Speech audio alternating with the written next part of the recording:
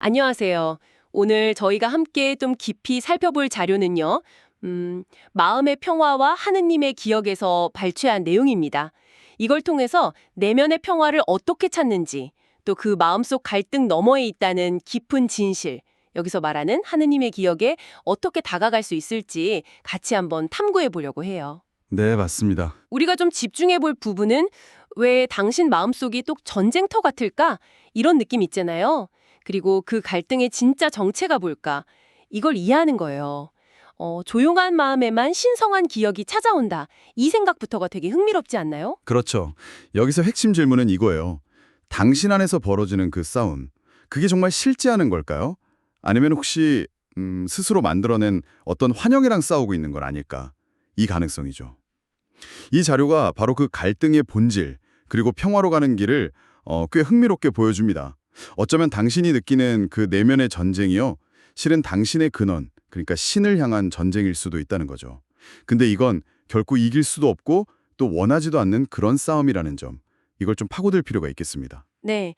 그럼 시작점으로 이 자료에서는 하느님의 기억은 조용한 마음에만 온다고 딱 명시를 해요. 갈등이 있는 곳은 올 수가 없다. 꼭 스스로와 전쟁을 벌이는 것 같다. 이 느낌이요. 이게 왜 궁극적으로는 신과의 전쟁이라고 볼 수 있는 걸까요?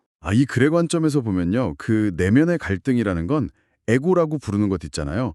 그 분리된 자아가 내가 이길 수 있다, 이렇게 믿는 데서 시작된다고 봐요. 근데 여기서 말하는 에고가 우리가 보통 쓰는 자존감 이런 거랑은 조금 달라요.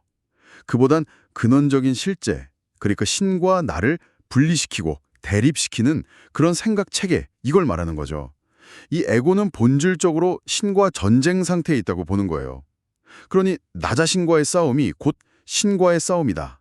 그리고 이건 정말 상상할 수도 없고 이겨서도 안 되는 그런 승리를 추구하는, 어떻게 보면 좀 미친 믿음이다. 이렇게 강하게 주장하는 거죠. 에고는 신과 직접 만날 수는 없다고 하고요. 그럼 우리가 이 갈등 속에서 실제로 마주하는 건 대체 뭘까요?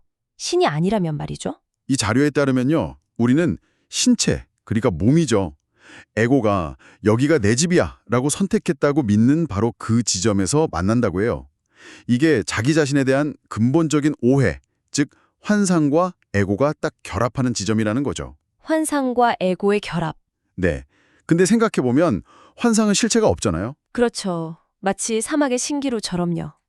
보이긴 하는데 잡을 순 없고 본질적으로는 그냥 없음, 무라는 거예요. 그래서 이 내면의 전쟁은 결국 뭐랄까, 실체 없는 두 환상이 서로 내가 맞아, 아니야 네가 틀렸어, 이러면서 싸우는 것일 뿐이라는 거죠. 어느 쪽도 진짜가 아니고요. 와, 그렇다면 이 실체 없는 환상들의 싸움에서 벗어나는 길은 어디에 있을까요? 이게 정말 가능하긴 한 걸까요? 여기서 정말 흥미로운, 어떻게 보면 반전 같은 게 제시돼요. 당신이 그토록 적으로 여기고 싸웠던 그 대상이요, 사실은 당신에게 평화를 주러 온 신 자신으로 변모할 수 있다는 거예요. 적으로 여겼던 게 신 자신으로요? 네. 당신을 완벽하게 사랑하고 갈등 자체를 모르는 그런 존재로 말이죠. 결국 자신과의 전쟁은 나는 신의 일부가 아니야, 이걸 스스로에게 가르치려는 헛된 시도였고, 바로 그것 때문에 당신의 본래의 기억, 그러니까 아버지의 기억을 잊게 되었다, 이렇게 설명해요. 하지만 중요한 건 이겁니다. 진실은 결코 잊힐 수가 없다는 점이에요. 당신이 갈등 속에 있을 수 없음을 깨닫고 배우게 될 때, 그때 당신이 이미 아는 것, 그 진실을 다시 기억하게 될 거라는 거죠. 왜냐하면 진실은 모든 갈등과 딱 분리되어서 신의 평화 속에 고요히 존재하니까요.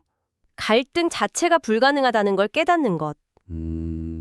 그럼 이 싸움을 구체적으로 어떻게 멈출 수 있을까요? 방법이 있을까요? 갈등은 최소한 두 개의 힘이 맞서야 가능하잖아요. 그렇죠. 근데 당신이 공격하는 모든 것은 사실 당신 자신의 일부라고 이 글은 딱 짚어요. 나의 일부다. 네. 공격함으로써 당신 스스로를 두 개의 환상으로 쪼개서 서로 싸우게 만든다는 거예요. 이런 현상은 신이 창조한 것들 있잖아요. 다른 사람이든 어떤 상황이든 그것들을 사랑이 아닌 다른 어떤 것, 예를 들면 판단이나 두려움 같은 걸로 볼 때마다 발생한다고 합니다. 그래서 이 모든 광기, 이 싸움을 그냥 내려놓으라는 거예요.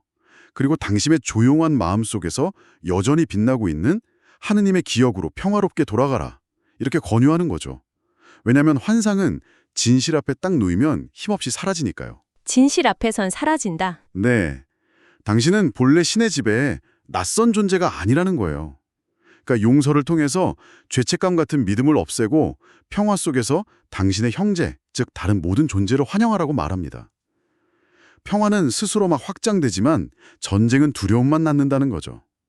당신이 평화의 편에 서기로 딱 선택할 때 잊혔던 신의 기억은 다시 떠오를 준비가 되어 있다. 이렇게 약속해요. 오늘 저희가 살펴본 내용의 핵심은 꽤 명확해 보이네요.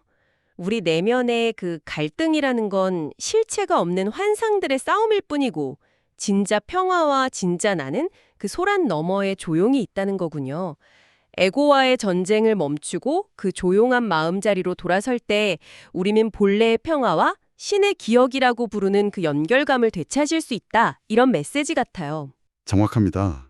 당신은 본질적으로 신성하고 또 신의 사랑받는 존재라는 게 이 글의 아주 근본적인 입장인 거죠. 갈등은 당신이 신이 창조한 것을 사랑의 눈으로 보지 못할 때 생겨나는 스스로 만든 환상일 뿐이다 이겁니다. 자, 이 깊은 탐구를 마무리하면서요. 마지막으로 당신에게 생각해볼 질문 하나를 던져보고 싶습니다. 이 자료에서는 신이 창조한 것을 사랑 외의 것으로 볼 때마다 갈등이 일어난다고 했어요. 만약 당신이 오늘 하루 동안에요. 일상에서 마주치는 모든 것, 또 모든 사람을 어떤 판단이나 두려움 대신에 오직 사랑으로만 바라보기로 의식적으로 한번 선택해 본다면 당신의 경험 속에서 어떤 익숙했던 환상들이 그저 힘없이 스르르 사라져버리는 것을 목격하게 될까요? 한번 생각해 보시면 좋겠습니다.